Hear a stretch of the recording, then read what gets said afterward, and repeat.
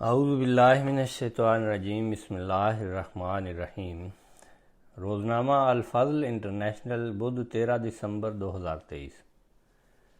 خطبہ جمعہ بطرز سوال و جواب۔ خطبہ جمعہ فرمودہ 24 فروری 2023 بمقام مسجد مبارک اسلام آباد، ٹلفورڈ، سرے، UK۔ سوال نمبر 1، حضور انور ایدہ اللہ تعالی بنصر العزیز نے خطبہ کے عنوان کی بابت کیا بیان فرمایا؟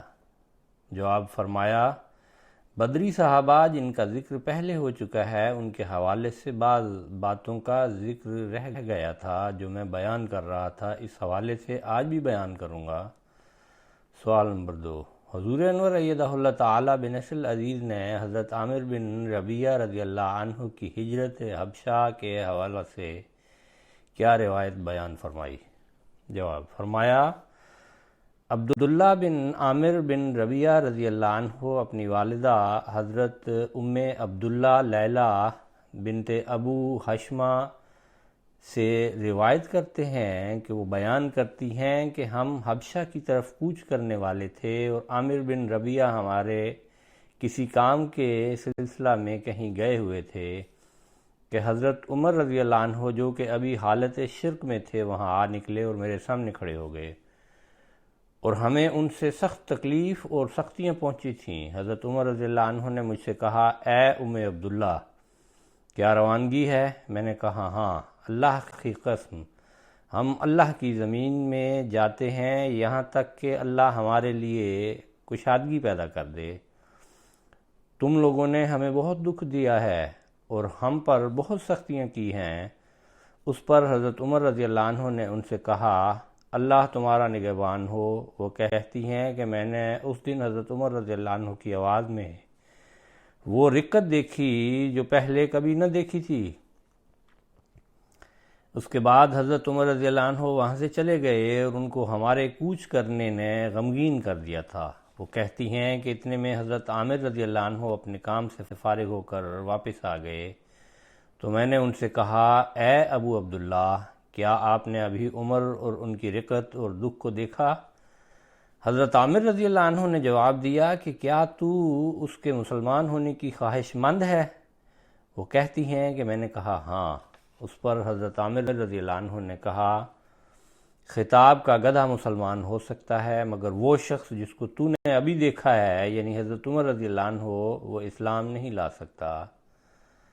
حضرت لیلہ کہتی ہیں کہ حضرت عامر رضی اللہ عنہ نے یہ بات اس نا امیدی کی وجہ سے کہی تھی جو ان کو حضرت عمر رضی اللہ عنہ کے اسلام کی مخالفت اور سختی کی وجہ سے پیدا ہو گئی تھی۔ سوال نمبر 3، حضور انور ایدہ اللہ تعالی بنصر العزیز نے حضرت عامر بن ربیعہ رضی اللہ عنہ سے مروی کیا روایات بیان فرمائیں؟ جواب فرمایا، حضرت عبداللہ بن عامر اپنے والد حضرت عامر بن ربیعہ رضی اللہ عنہ سے روایت کرتے ہیں کہ ایک مرتبہ رسول اللہ صلی اللہ علیہ وسلم ایک قبر کے پاس سے گزرے تو آپ صلی اللہ علیہ وسلم نے استفسار فرمایا کہ یہ کس کی قبر ہے؟ لوگوں نے جواب دیا کہ فلاں عورت کی قبر ہے۔ آپ صلی اللہ علیہ وسلم نے فرمایا، تم نے مجھے کیوں اطلاع نہیں دی؟ لوگوں نے عرض کیا کہ آپ صلی اللہ علیہ وسلم سو رہے تھے، ہم نے مناسب نہیں سمجھا کہ آپ صلی اللہ علیہ وسلم کو جگائیں۔ اس پر آپ صلی اللہ علیہ وسلم نے فرمایا کہ ایسا نہ کرو، مجھے اپنے جنازوں کے لیے بلایا کرو۔ پھر آپ صلی اللہ علیہ وسلم نے وہاں صفیں بنوائیں اور اس کی نماز جنازہ ادا کی۔ عبداللہ بن عامر بیان کرتے ہیں کہ ان کے والد حضرت عامر بن ربیعہ رضی اللہ عنہ نے فرمایا کہ جب آن حضرت صلی اللہ علیہ وسلم ہمیں کسی سریہ میں روانہ فرماتے تھے تو ہمارے پاس زاد راہ صرف کھجور کا ایک تھیلا ہوتا تھا۔ امیر لشکر ہمارے درمیان ایک مٹھی بھر کھجور تقسیم کر دیتے تھے اور آہستہ آہستہ ایک ایک کھجور کی نوبت آ جاتی تھی، پھر آہستہ آہستہ وہ بھی ختم ہونے لگتی تھی تو سفر میں پھر ایک کھجور ایک آدمی کو ملا کرتی تھی۔ حضرت عبداللہ رضی اللہ عنہ کہتے ہیں کہ میں نے کہا، ابا جان، ایک کھجور کیا کفایت کرتی ہوگی؟ اس سے پیٹ کیا بھرتا ہوگا؟ انہوں نے کہا پیارے بیٹے ایسا نہ کہو کیونکہ اس کی اہمیت ہمیں اس وقت معلوم ہوتی جب ہمارے پاس وہ بھی نہ ہوتی تھی۔ عبداللہ بن عامر اپنے والد حضرت عامر بن ربیعہ رضی اللہ عنہ سے روایت کرتے ہیں کہ انہوں نے رسول اللہ صلی اللہ علیہ وسلم کو دیکھا کہ آپ صلی اللہ علیہ وسلم نے سفر میں اپنی اونٹنی کی پیٹھ پر رات کو نفل پڑھے۔ آپ صلی اللہ علیہ وسلم اسی طرف منہ کیے ہوئے تھے جس طرف اونٹنی آپ صلی اللہ علیہ وسلم کو لیے جا رہی تھی۔ حضرت عامر بن ربیعہ رضی اللہ عنہ بیان کرتے ہیں کہ رسول اللہ صلی اللہ علیہ وسلم نے فرمایا جو مجھ پر 1 مرتبہ درود بھیجتا ہے اللہ اس پر 10 مرتبہ سلامتی بھیجتا ہے۔ بس اب تمہاری مرضی ہے کہ مجھ پر کم درود بھیجو یا زیادہ درود بھیجو۔ ایک دوسری روایت میں ہے کہ حضرت عامر بن ربیعہ رضی اللہ عنہ بیان کرتے ہیں کہ رسول اللہ صلی اللہ علیہ وسلم نے فرمایا جو کوئی بندہ مجھ پر سلامتی کی دعا کرتا ہے تو جب تک وہ اسی حالت میں ہوتا ہے فرشتے اس پر سلامتی کی دعا کرتے ہیں۔ بس بندے کے اختیار میں ہے، چاہے تو زیادہ مرتبہ سلامتی کی دعا کرے اور چاہے تو کم۔ سوال نمبر 4، حضور انور ایدہ اللہ تعالی بنصر العزیز نے واقعہ بئر معونہ کے حوالہ سے حضرت مرزا بشیر احمد صاحب رضی اللہ عنہ کا کیا موقف بیان فرمایا؟ جواب فرمایا اس واقعہ کی تفصیل بیان کرتے ہوئے حضرت مرزا بشیر احمد صاحب رضی اللہ عنہ لکھتے ہیں کہ ایک شخص ابو برا عامری جو وسط عرب کے قبیلہ بنو عامر کا ایک رئیس تھا، آن حضرت صلی اللہ علیہ وسلم کی خدمت میں ملاقات کے لیے حاضر ہوا۔ آپ صلی اللہ علیہ وسلم نے بڑی نرمی سے اور شفقت کے ساتھ اسے اسلام کی تبلیغ فرمائی اور اس نے بھی بظاہر شوق اور توجہ کے ساتھ آپ صلی اللہ علیہ وسلم کی تقریر کو سنا مگر مسلمان نہیں ہوا۔ البتہ اس نے آن حضرت صلی اللہ علیہ وسلم سے یہ عرض کیا کہ آپ صلی اللہ علیہ وسلم میرے ساتھ اپنے چند اصحاب نجد کی طرف روانہ فرمائیں جو وہاں جا کر اہل نجد میں اسلام کی تبلیغ کریں، اور مجھے امید ہے کہ نجدی لوگ آپ صلی اللہ علیہ وسلم کی دعوت کو رد نہیں کریں گے۔ آپ صلی اللہ علیہ وسلم نے فرمایا مجھے تو اہل نجد پر اعتماد نہیں ہے۔ ابو برا نے کہا کہ آپ صلی اللہ علیہ وسلم ہرگز فکر نہ کریں، میں ان کی حفاظت کا ضامن ہوتا ہوں۔ چنانچہ ابو برا ایک قبیلہ کا رئیس اور صاحب اثر آدمی تھا۔ آپ صلی اللہ علیہ وسلم نے اس کے اطمینان دلانے پر یقین کر لیا اور صحابہ کی ایک جماعت نجد کی طرف روانہ فرما دی۔ آن حضرت صلی اللہ علیہ وسلم نے صفر 4 ہجری میں منذر بن عمرو انصاری کی عمارت میں صحابہ کی ایک پارٹی روانہ فرمائی۔ یہ لوگ عموماً انصار میں سے تھے اور تعداد میں 70 تھے اور قریباً سارے کے سارے قاری یعنی قرآن خوان تھے، جو دن کے وقت جنگل سے لکڑیاں جمع کر کے ان کی قیمت پر اپنا پیٹ پالتے اور رات کا بہت سا حصہ عبادت میں گزار دیتے تھے۔ جب یہ لوگ اس مقام پر پہنچے جو ایک کنویں کی وجہ سے بئر معونہ کے نام سے مشہور تھا، تو ان میں سے ایک شخص حرام بن ملحان جو انس بن مالک کے ماموں تھے، حضرت صلی اللہ علیہ وسلم کی طرف سے دعوت اسلام کا پیغام لے کر قبیلہ عامر کے رئیس اور ابو برا عامری کے بھتیجے عامر بن طفیل کے پاس آگے گئے اور باقی صحابہ پیچھے رہے۔ جب حرام بن ملحان حضرت صلی اللہ علیہ وسلم کے ایلچی کے طور پر عامر بن طفیل اور اس کے ساتھیوں کے پاس پہنچے تو انہوں نے شروع میں تو منافقانہ طور پر آؤ بھگت کی، لیکن جب وہ مطمئن ہو کر بیٹھ گئے اور اسلام کی تبلیغ کرنے لگے تو ان میں سے بعض شریروں نے کسی آدمی کو اشارہ کر کے اس بے گناہ ایلچی کو پیچھے کی طرف سے نیزہ کا وار کر کے وہیں ڈھیر کر دیا۔ اس وقت حرام بن ملحان کی زبان پر یہ الفاظ تھے، اللہ اکبر، فزتو و رب الکعبہ، یعنی اللہ اکبر، کعبہ کے رب کی قسم میں تو اپنی مراد کو پہنچ گیا۔ عامر بن طفیل نے حضرت صلی اللہ علیہ وسلم کے ایلچی کے قتل پر ہی اکتفا نہیں کی، بلکہ اس کے بعد اپنے قبیلے بنو عامر کے لوگوں کو اکسایا کہ وہ مسلمانوں کے بقیہ جماعت پر حملہ آور ہو جائیں، مگر انہوں نے اس بات سے انکار کیا اور کہا کہ ہم ابو برا کی ذمہ داری کے ہوتے ہوئے مسلمانوں پر حملہ نہیں کریں گے۔